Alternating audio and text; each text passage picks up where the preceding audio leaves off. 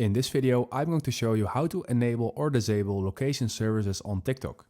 What you're going to do is you're going over to your profile section. In here, you click on the top right hamburger icon. You click on settings and privacy. From here, you click on privacy again. And here we see an option called location services. And we're going to click on this. And as you can see, we have two options. We can turn this to while using. So then TikTok will use your location only while you're using TikTok, or you can set this to never.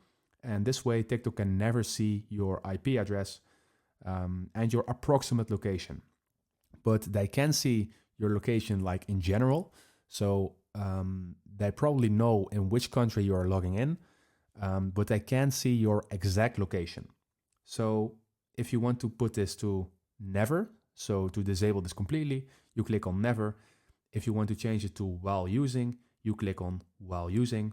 And if you want to customize these settings, then you can open your device settings and then basically change everything in here to your preferences. And then this will be used by TikTok as well. So if this video helped you out, please leave a like and consider subscribing. And then I see you in the next one.